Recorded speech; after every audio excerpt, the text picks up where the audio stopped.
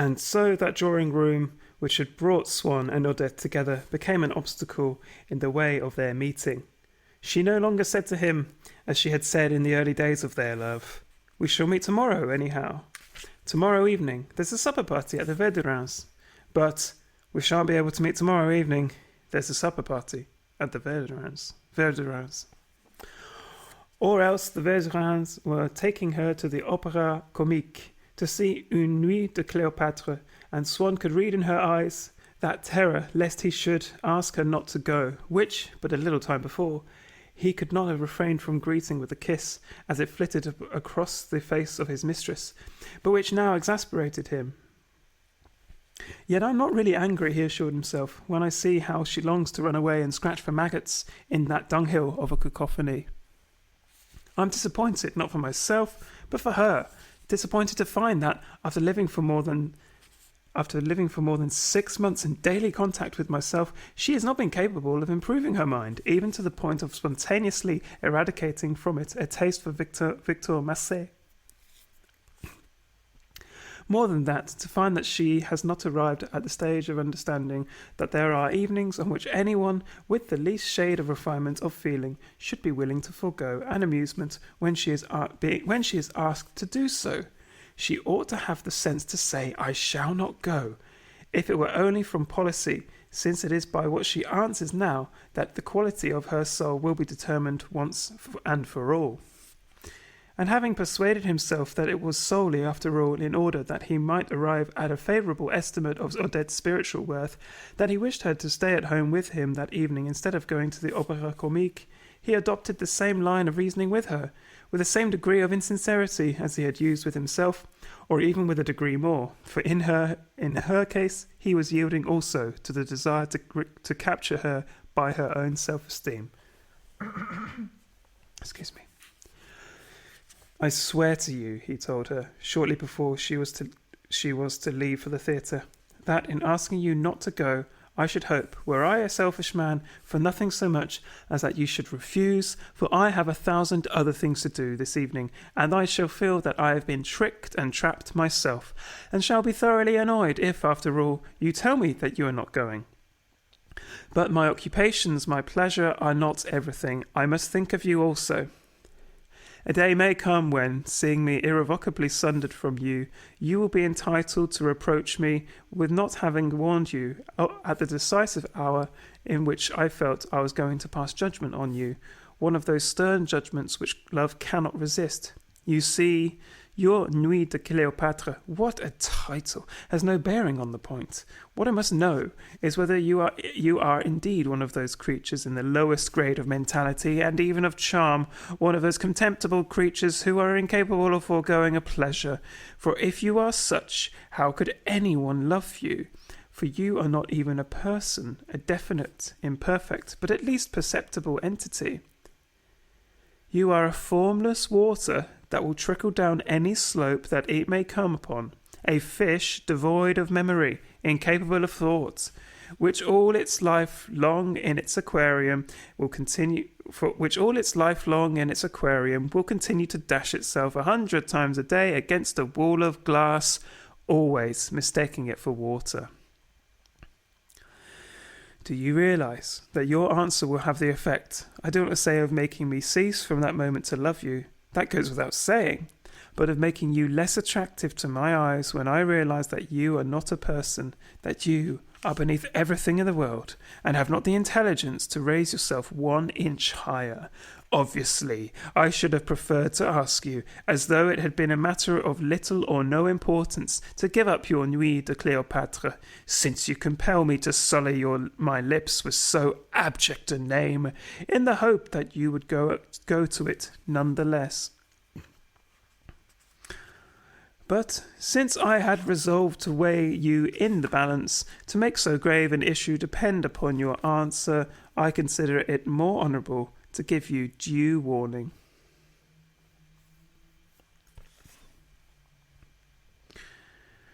Meanwhile, Odette had shown signs of increasing emotion and uncertainty. Although the meaning of his tirade was beyond her, she grasped that it was to be included among the scenes of reproach of supplication, scenes which her familiarity with the ways of men enabled her, without paying any heed to the words that were uttered, to conclude that men would not make unless they were in love, that from the moment when they were in love it was superfluous to obey them, since they would only be more in love later on. And so she would have heard Swann out with the utmost tranquillity had she not noticed that it was growing late, and that if he went on speaking for any length of time she would never, as she told him with a fond smile, obstinate but slightly abashed, get there in time for the overture. On other occasions he had assured himself that the one thing which, more than anything else, would make him cease to love her would be her refusal to abandon the habit of lying. Even from the point of view of coquetry, pure and simple, he had told her, can't you see how much of your attraction you throw away when you stoop to lying? By a frank admission, how many faults you might redeem. Really, you are far less intelligent than I supposed. In vain, however, did Swann expound to her thus all the reasons that she had for not lying. They might have succeeded in overthrowing any universal system of mendacity. But Odette had no such system. She contented herself merely, whenever she wished Swann to remain in ignorance of anything that she had done, with not telling him of it. So that a lie was, to her, something to be used only as a special expedient. And the one thing that could make her decide whether she should avail herself of a lie or not was a reason which, too, was a special and contingent order, namely the risk of Swann's discovering that she had not told him the truth. Physically, she was passing through an unfortunate phase. She was growing stouter, and the expressive, sorrowful charm, the surprised, wistful expressions which she had formerly had, seemed to have vanished with her first youth, with the result that she became most precious to Swann at the very moment when he found her distinctly less good-looking. He would gaze at her for hours on end, trying to recapture the charm which he had once seen in her and could not find again. And yet the knowledge that, within this new and strange chrysalis, it was still Odette that lurked, still the same volatile temperament, artful and evasive, was enough to keep Swann seeking with as much passion as ever to captivate her. Then he would look at photographs of her taken 2 years before and would remember how exquisite she had been. And that would console him a little for all the sufferings that he voluntarily endured on her account. When the Verdurins took her off to Saint-Germain, or to Chatto, or to Melun, as often as not, if the weather was fine, they would propose to remain there for the night, and not to go home until the next day. Madame Verdurin would endeavour to set at rest the scruples of the pianist, whose aunt had remained in Paris. She will only be too glad to be rid of you for a day. How on earth could she be anxious when she knows you're with us? Anyhow, I'll take you all under my wing. She can put the blame on me. If this attempt failed, Monsieur Verdurin would set across the country until he came to a telegraph office or some other kind of messenger, after first finding out which of the faithful had anyone whom they must warn. But Odette would thank him and assure him that she had no message for anyone, for she had told Swann once and for all that she could not possibly send messages to him before all those people without compromising herself.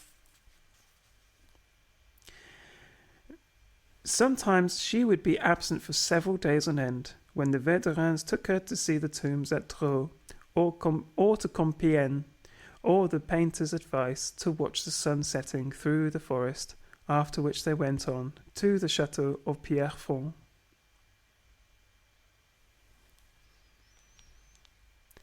To think that she could visit really historic buildings with me, who have spent 10 years in the study of architecture, who am constantly bombarded by people who really count, to take them over Beauvais or Saint-Loup-de-Neau, and refuse to take anyone but her, and instead of that she trundles off with the lowest, the most brutally degraded of creatures, to go into ecstasies over the petrified excretions of Louis-Philippe and Viollet-le-Duc.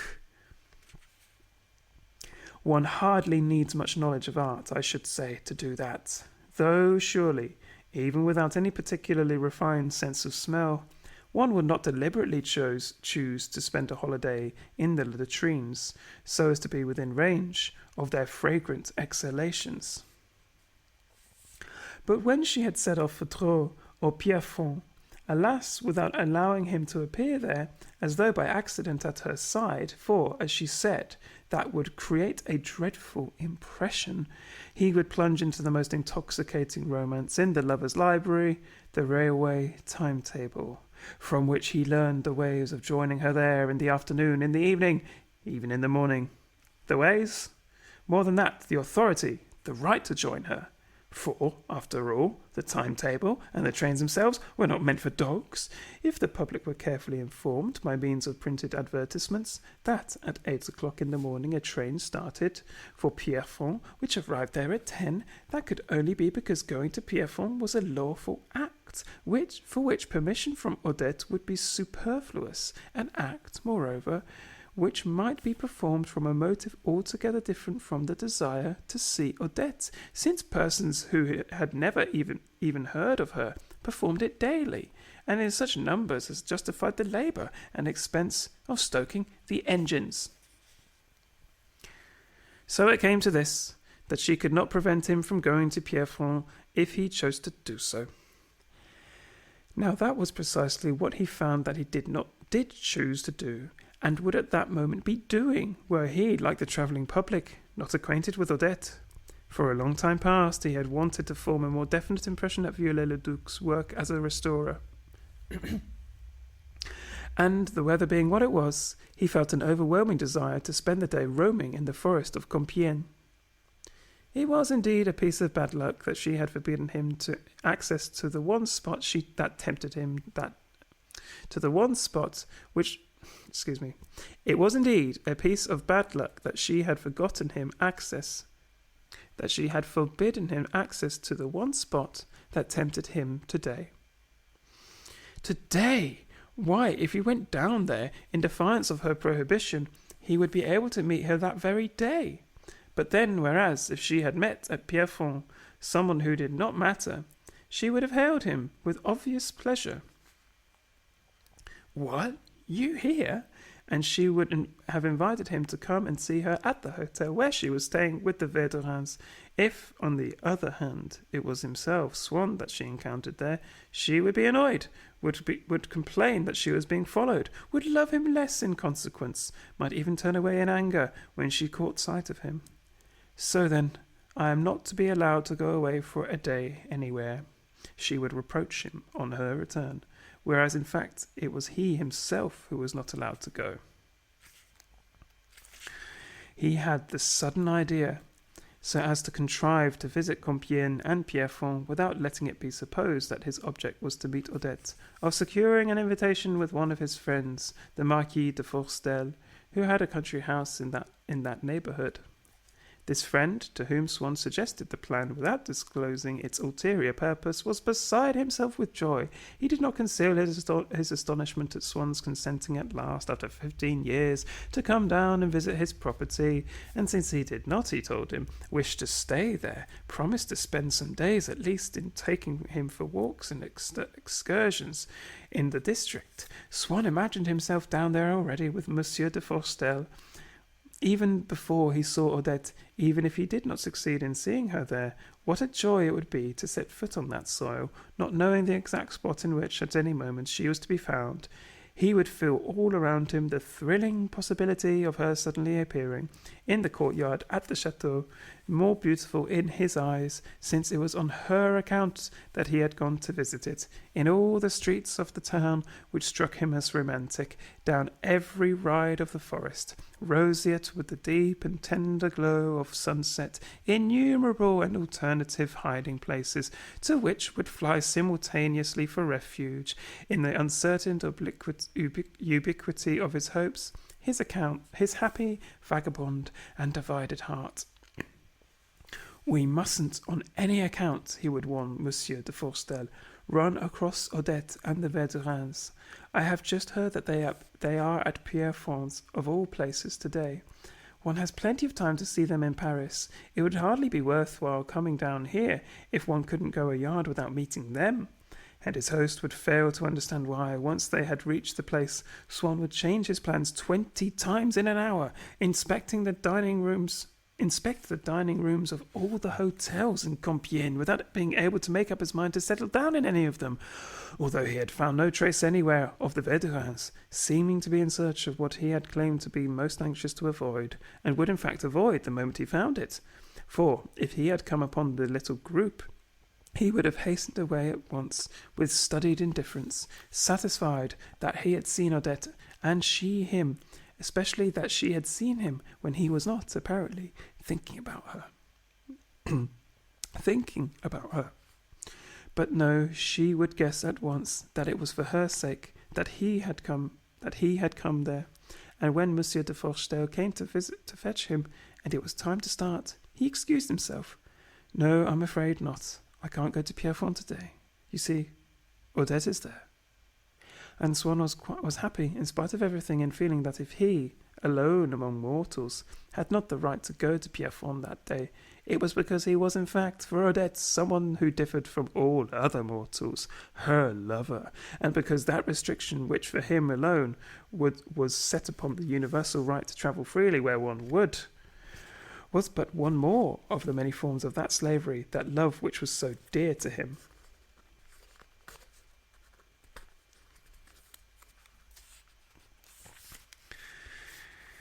Decidedly, it was better not to risk a quarrel with her, to be patient, to wait for her return. He spent his days in poring over the map of the forest at Compiègne, as though it had been that of the Baie de Tendre. He surrounded himself with photographs of the Château of Pierrefonds. When the day dawned on which it was possible that she might return, he opened the timetable again, calculated what trains she must have taken, and, should she have postponed her departure, what trains were still left for her to take. He did not leave the house for fear of missing a telegram. He did not go to bed in case, having come by the last train, she decided to surprise him with a midnight visit. Yes, the front door bell rang. There seemed some delay in opening the door. He wanted to awaken the porter. He leaned out of the window to shout to Odette, if it was Odette, for in spite of the orders which he had gone downstairs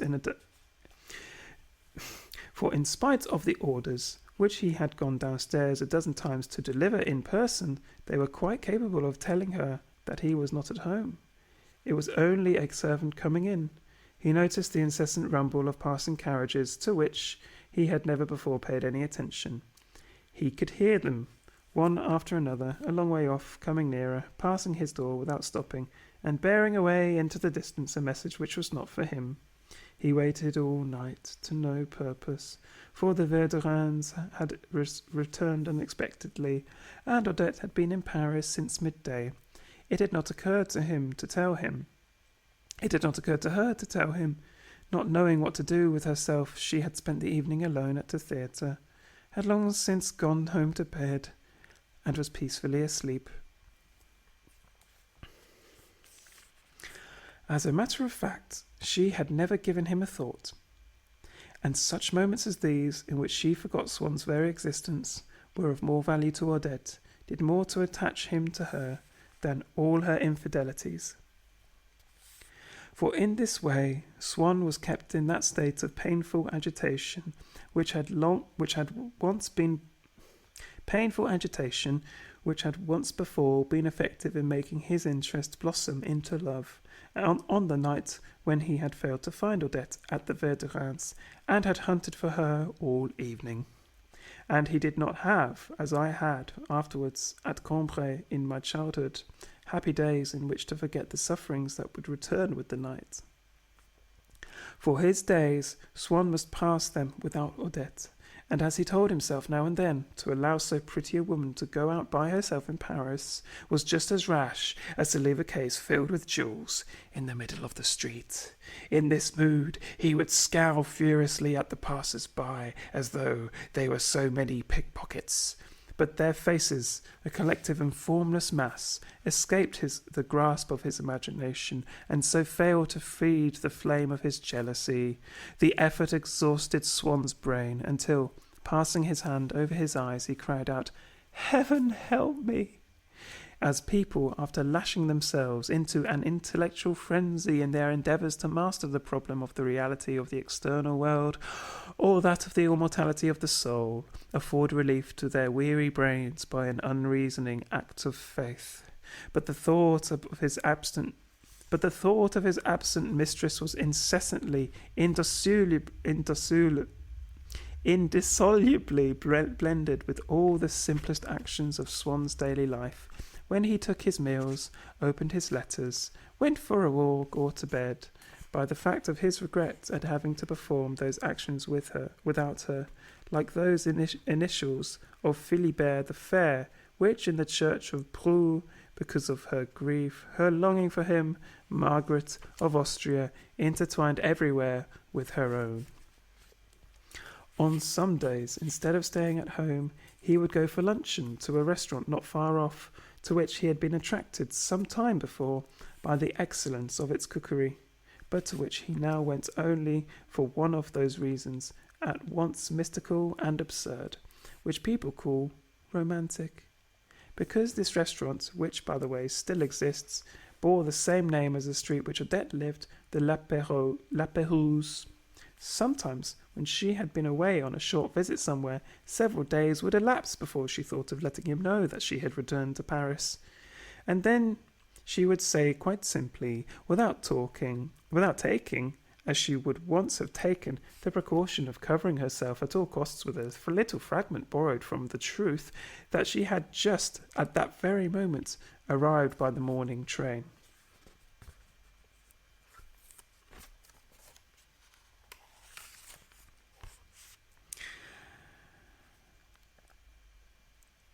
What she said was a falsehood. At least for Odette it was a falsehood, inconsistent, lacking what it would have had, if true, the support of her memory of her actual arrival at the station. She was even prevented from forming a mental picture of what she was saying, while she said it, by the contradictory picture in her mind of whatever quite different things she had indeed been doing at the moment when she pretended to have been alighting from the train. In Swann's mind, however, these words, meeting no opposition, settled and hardened until they assumed the indestructibility of a truth so indubitable that, if some friend happened to tell him that he had come by the same train and had not seen Odette, Swann would have been convinced that it was his friend who had made a mistake as to the day or hour, since his version did not agree with the words uttered by Odette. These words had never appeared to him false except when, before hearing them, he had suspected that they were going to be. For him to believe that she was lying, an anticipatory suspicion was indispensable. It was also, however, sufficient, given that everything that Odette might say appeared to him suspect. Did she mention a name? It was obviously that of one of her lovers. Once this supposition had taken shape, he would spend weeks in tormenting himself. On the occasion, he even approached a firm of inquiry agents to find out the address and the occupation of the unknown rival, who would give him no peace until he could be proved to have gone abroad, and who, he ultimately learned, was the uncle of Odette, and had been dead for 20 years. Although she would not allow him, as a rule, to meet her at public gatherings, saying that people would talk, it happened occasionally that, at an evening party to which he and she had been each invited, At Forcheville's, at the painter's, or at a charity ball given in one of the ministries, he found himself in the same room with her. He could see her, but dared not remain, for fear of annoying her by seeming to be spying upon the pleasures which she tasted in other company, pleasures which, while he drove home in utter loneliness and went to bed, as anxiously as I myself was to go to bed some years later, on the evenings when he came to dine with us at Compiègne, seemed illimitable to him, since he had not been able to see their end. And once or twice he derived from such evenings that kind of happiness which one would be inclined, did it not originate in so violent a reaction from an anxiety abruptly terminated, to call peaceful, since it consists in a pacifying of the mind, which he had looked in for a moment at a revel in the painter's studio, and was getting ready to go home. He was leaving behind him Odette, transformed into a brilliant stranger, surrounded by men to whom her glances and her gaiety, which were not for him, seemed to hint at some voluptuous pleasure to be enjoyed there or elsewhere, possibly at the Bal des Incohérents, Bal des Incohérents, which, after he trembled to think that she might be going on afterwards, which made Swann more jealous than the thought of their actual physical union, since it was more difficult to imagine he was opening the door to go, when he heard himself called back in those days in these words, which, by cutting off from the party that possible ending which had so appalled him, made the party itself seem innocent in retrospect, made Odette's return home a thing no longer inconceivable and terrible, but tender and familiar. A thing that kept close to his side, like a part of his own daily life, in his carriage, a thing that stripped Odette herself of the excess of brilliance and gaiety in her appearance, showed that it was only a disguise which she had assumed for a moment, for his sake, and not in view of any mysterious pleasures, a disguise of which she had already wearied, in these words, which Odette flung out after him as he was crossing the threshold. "Can't you wait a minute for me?" "I'm just going. We'll drive back together if you can drop me." It was true that on one occasion Forcheville had asked to be driven home at the same time, but when, on reaching Odette's gate, he had begged to be allowed to come in too, she had replied, with a finger pointed at Swann, "Ah, that depends on this gentleman. You must ask him." "Very well, you may come in, just for a minute if you insist, but you mustn't stay long, for I warn you, he likes to sit and talk quietly with me, and he's not at all pleased if I have visitors when he's here. Oh, if you only knew the creature as I knew him. Oh, if only you knew the creature as I know him. Isn't that so, my love? There's no one that really knows you, is there? Except me." Although she would not allow him, as a rule, to meet her at public gatherings, saying that people would talk, it happened occasionally that, at an evening party to which he and she had been invited, at Forcheville's, at the painter's, or at a charity ball given in one of the ministries, he found himself in the same room with her. He could see her, but dared not remain for fear of annoying her by seeming to be spying upon the pleasures which she tasted in other company, pleasures which, while he drove home in utter loneliness and went to bed, as anxiously as I myself was to go to bed some years later, on the evenings when he came to dine with us at Compiègne, seemed illimitable to him, since he had not been able to see their end. And once or twice he derived from such evenings that kind of happiness which one would be inclined, did it not originate in so violent a reaction from an anxiety abruptly terminated, to call peaceful, since it consists in a pacifying of the mind. He had looked in for a moment at a revel in the painter's studio, and was getting ready to go home. He was leaving behind him Odette, transformed into a brilliant stranger, surrounded by men, to whom her glances and her gaiety, which were not for him, seemed to hint at some voluptuous pleasure to be enjoyed there or elsewhere, possibly at the Bal des Incohérents, to which he trembled to think that she might be going on afterwards, which made Swann more jealous than the thought of their actual physical union, since it was more difficult to imagine. He was opening the door to go, when he heard himself called back in these words, which, by cutting off from the party that possible ending which had so appalled him, made the party itself seem innocent in retrospect, made Odette's return home a thing no longer inconceivable and terrible, but tender and familiar, a thing that kept close to his side like a part of his own daily life in his carriage.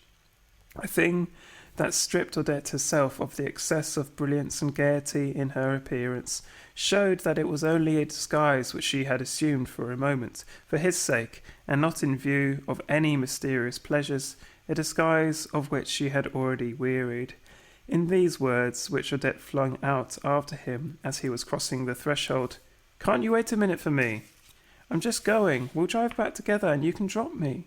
It was true that on one occasion Forcheville had asked to be driven home at the same time, but when, on reaching Odette's gate, he had begged to be allowed to come in too, she had replied, with a finger pointed at Swann, "Ah, that depends on this gentleman. You must ask him. Very well, you may come in just for a minute if you insist, but you mustn't stay long, for, I warn you, he likes to sit and talk quietly with me, and he's not at all pleased if I have visitors when he's here. Only if you knew the creatures as I know him. Oh, if you only knew the creature as I know him. Isn't that so, my love? There's no one that really knows you, is there, except me?" And Swann, perhaps even more touched by the spectacle of her addressing him thus in front of Forcheville, not only in these tender words of predilection, but also with certain witticisms, such as, "I feel sure you haven't written yet to your friends about dining with them on Sunday.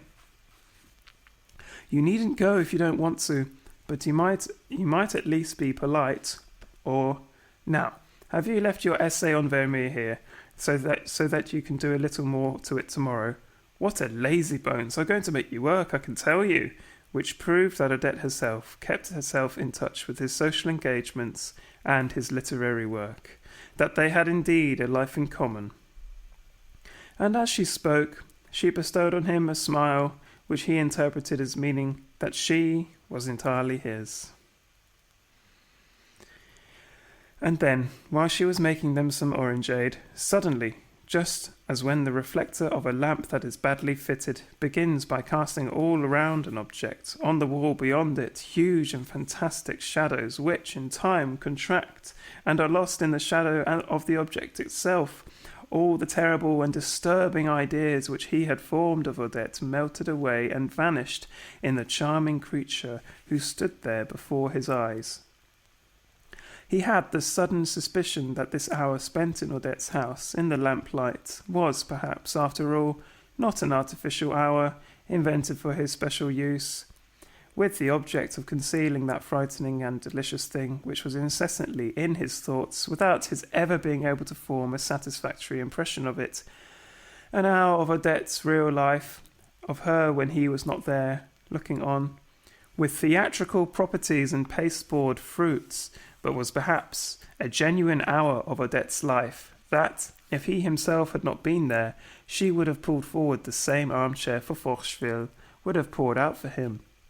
Not any unknown brew, but precisely that orangeade which she was now offering to them both. That the world inhabited by Odette was not that other world, fearful and supernatural, in which he spent his time in placing her, and which existed perhaps only in his imagination, but the real universe, exhaling no special atmosphere of gloom, comprising that table at which he might sit down presently and write, and this drink which he was being permitted now to taste, all the objects which he contemplated with as much curiosity and admiration as gratitude, for if, in absorbing his dreams, they had delivered him from an obsession, they themselves were, in turn, enriched by the absorption. They showed him the palpable realization of his fancies, and they interested his mind. They took shape and grew solid before his eyes, and at the same time they soothed his troubled heart. Ah, had fate but allowed him to share a single dwelling with Odette, so that in her house he should be in his own. When asking his servant what there would be for luncheon, it had been Odette's bill of fare that he had learnt from the reply, If, when Odette wished to go for a walk in the morning along the avenue de Bois de Boulogne, his duty as a good husband had obliged him, though he had no desire to go out, to accompany her, carrying her cloak when she was too warm, and in the evening, after dinner, if she wished to stay at home and not to dress, if he had been forced to stay beside her to do what she asked, then how completely would all the trivial details of Swann's life, which seemed to him now so gloomy, simply because they would, at the same time, have formed part of the life of Odette, have taken on, like that lamp, that orangeade, that armchair, which had absorbed so much of his dreams, which materialized so much of his longing, a sort of superabundant sweetness and a mysterious solidity. And yet he was inclined to suspect that the state for which he so much longed was a calm, a peace which would not have created an atmosphere favourable to his love, when Odette ceased to be for him a creature always absent, regretted, imagined, when the feeling that he had for her was no longer the same mysterious disturbance that was wrought in him by the phrase from the sonata, but constant affection and gratitude, when those normal relations were established between them which would put an end to his melancholy madness, then, no doubt, the actions of Odette's daily life would appear to him as being of but little intrinsic interest, as he had several times already felt that they might be, on the day, for instance, when he had read, through its envelope, her letter to Forcheville, examining his complaint with as much scientific detachment as if he had inoculated himself with it in order to study its effects. He told himself that, when he was cured of it, what Odette might or might not do would be indifferent to him.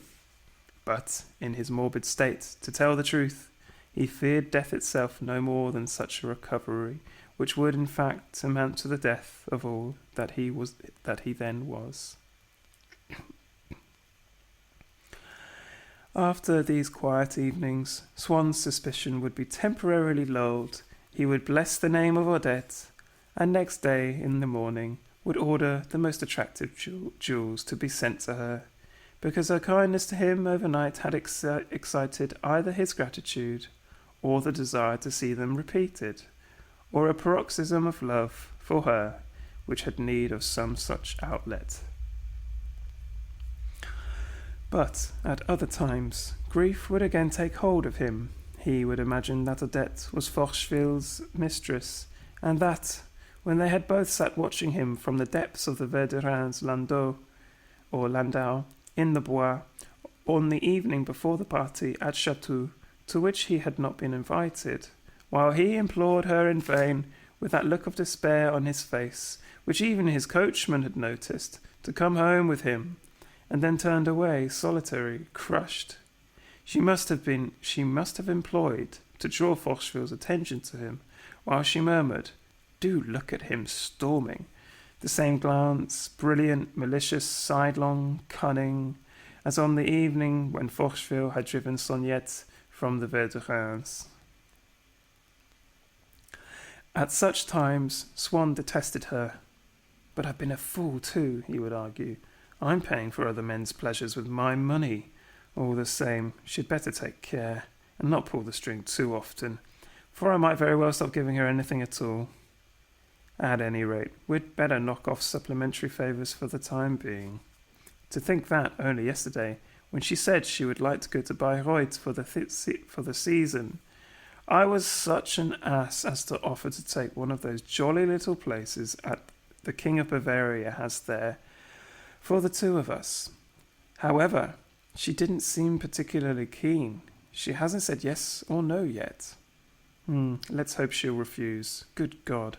Think of listening to Wagner for a fortnight on end with her, who takes about as much interest in music as a fish does in little apples. It will be fun." And his hatred, like his love, needing to manifest itself in action, he amused himself with urging his evil imaginings further and further, because, thanks to the perfidies with which he charged Odette, he detested her still more, and would be able, if it turned out, as he tried to convince himself that she was indeed guilty of them, to take the opportunity of punishing her, emptying upon her the overflowing vials of his wrath. In this way, he went so far as to suppose that he was going to receive a letter from her, in which she would ask him for money to take the house at Bayreuth, but with the warning that he was not to come there himself, as she had promised Forcheville and the Verdurins to invite them. Oh, how he would have loved it, had it been conceivable that she would have that audacity. What joy he would have in refusing and drawing up that vindictive reply, the terms of which he amused himself by selecting and declaiming aloud, as though he had actually received her letter. The very next day, her letter came. She wrote that the Verdurins and their friends had expressed a desire to be present at the performances of Wagner, and that if he would be so good as to send her the money, she would be able at last, after going so often to their house, to have the pleasure of entertaining the Verdurins in hers. Of him she said not a word. It was to be taken for granted that their presence at Bayreuth would be a bar to his. Then that annihilating answer, every word of which he had carefully rehearsed overnight, without venturing to hope that it could ever be used, he had the satisfaction of having it conveyed to her. Alas, he felt only too certain that with the money which she had, or could easily procure, she would be able, all the same, to take a house at Bayreuth, since she wished to do so, she who was incapable of distinguishing between Bach and Clapisson. Let her take it then. She would have to live in it more frugally, that was all. No means, as there would have been if he had replied by sending her several thousand-franc notes, of organising each evening in her hired castle those exquisite little suppers, after which she might perhaps be seized by the whim, which, it was possible, had never yet seized her, of falling into the arms of Forcheville. At any rate, this loathsome expedition, it would not be Swann who had to pay for it.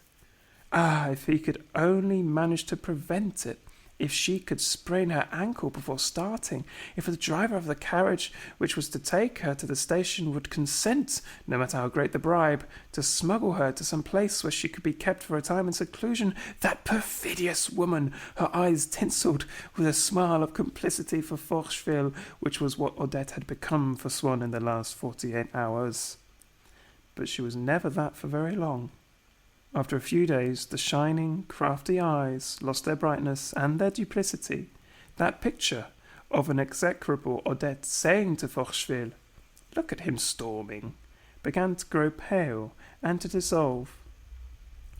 Then gradually reappeared and rose before him, softly radiant, the face of the other Odette, of that Odette who also turned with a smile to Forcheville, but with a smile in which there was nothing but affection for Swann, when she said, "You mustn't stay long, for this gentleman doesn't much like my having visitors when he's here.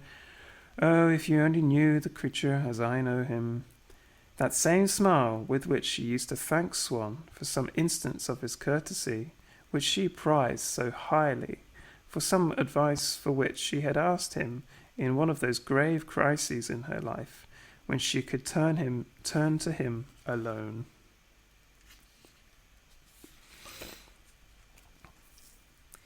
Then, to this other Odette, he would ask himself what could have induced him to write that outrageous letter, of which, probably, until then, she had never supposed him capable, a letter which must have lowered him from the supreme place which, by his generosity, by his loyalty, he had won for himself in her esteem.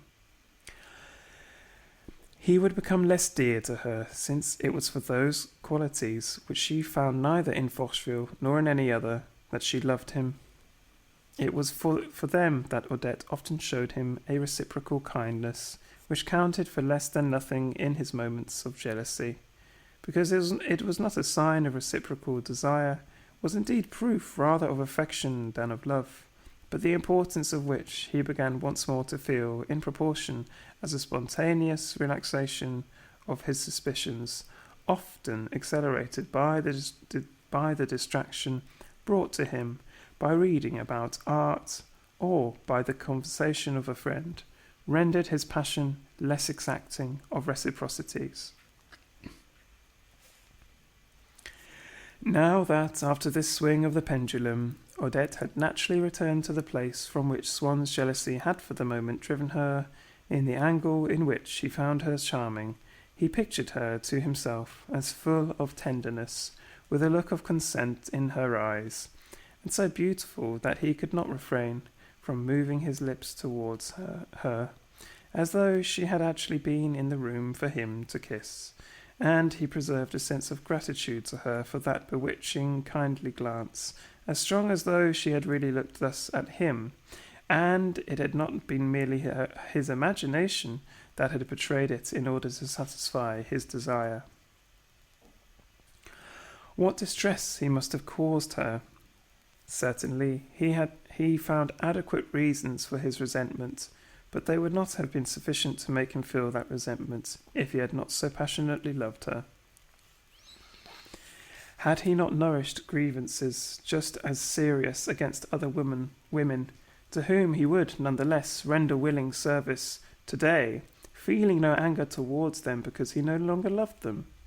If the day ever came when he would find himself in the same state of indifference with regard to Odette, he would then understand that it was his jealousy alone which had led him to find something atrocious, unpardonable in this desire, after all, so natural a desire, springing from a childlike ingenuousness, and also from a certain delicacy in her nature, to be able, in her turn, when an occasion offered, to repay the Verdurins for their hospitality, and to play the hostess in a house of her own.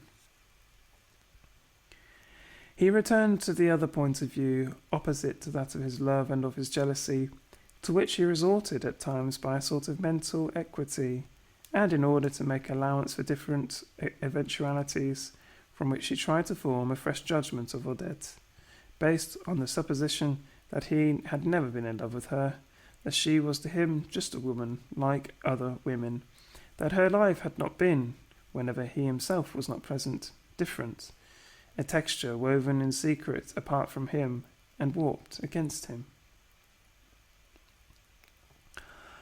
Wherefore believe that she would enjoy down there with Forcheville or with other men intoxicating pleasures which she had known with him, and which his jealousy alone had fabricated in all their elements, at Bayreuth, as in Paris?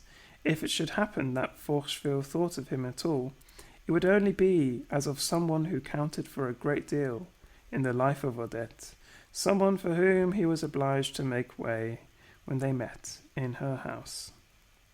If Forcheville and she scored a triumph by being down there together in spite of him, it was he who had engineered that triumph by striving in vain to prevent her from going there.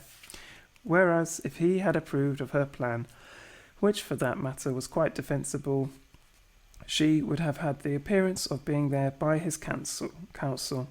She would have felt herself sent there, housed there by him, and for the pleasure which she derived from entertaining those people who had so often entertained her, and it was to him that she would have had to acknowledge her indebtedness.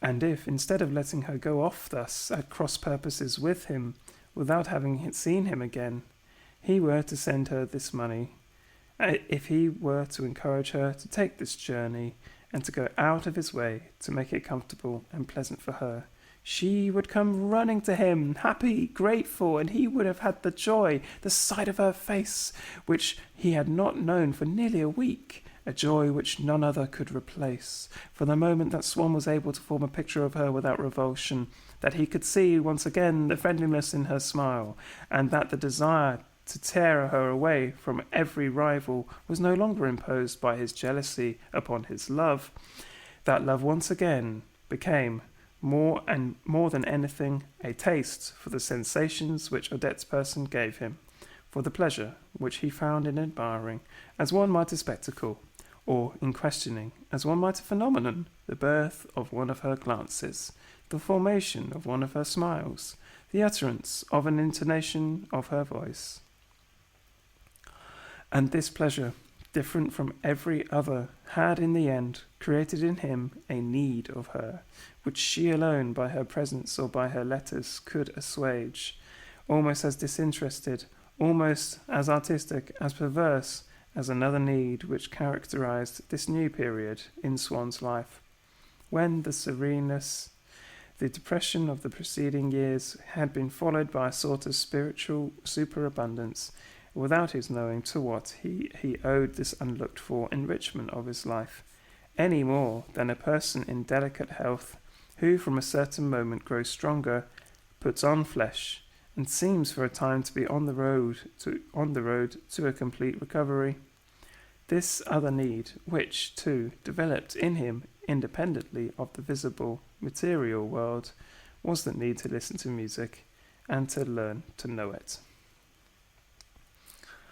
And so, by the chemical process of his malady, after he had created jealousy out of his love, he began again to generate tenderness, pity for Odette. She had become once more the old Odette, charming and kind. He was full of remorse for having treated her harshly. He wished her to come to him, and before she came, he wished to have already procured for her some pleasure, so as to watch her gratitude taking shape in her face and moulding her smile. So too Odette, certain of seeing him come to her in a few days, as tender and submissive as before, and plead with her for a reconciliation, became inured, was no longer afraid of displeasing him, or even of making him angry, and refused him whenever it suited her the favours by which he set most store. Perhaps she did not realize how sincere he had been with her during their quarrel, when he had told her that he would not send her any money, but would do what he could to hurt her. Perhaps she did not realize, either, how sincere he still was, if not with her, at any rate with himself, on other occasions when, for the sake of their future relations, to show Odette that he was capable of doing without her, that a rupture was still possible between them, he decided to wait some time before going to see her again. Sometimes several days had elapsed, during which she had caused him no fresh anxiety, and as from the next few visits which he would pay her, he knew that he was likely to derive not any great pleasure, but more probably some annoyance, which would put an end to the state of calm in which he found himself, he wrote to her that he was very busy and would not be able to see her on any of the days that he had suggested. Meanwhile, a letter from her, crossing his, asked him to postpone one of those very meetings. He asked himself why his suspicions, his grief again took hold of him. He could no longer abide in the new state of agitation into which he found himself plunged by the arrangements which he had made in his preceding state of comparative calm. He would run to find her, and would insist upon seeing her on each of the following days. And even if she had not written first, if she merely acknowledged his letter, it was enough to make him unable to rest without seeing her. For, upsetting all Swann's calculations, Odette's acceptance had entirely changed his attitude. Like everyone who possesses something precious, so as to know what would happen if he ceased for a moment to possess it, he had detached the precious object from his mind, leaving, as he thought, everything else in the same state as when it was there. But the absence of one part from a whole is not only that, it is not simply a partial omission, it is a disturbance of all the other parts, a new state which it was impossible to foresee from the old.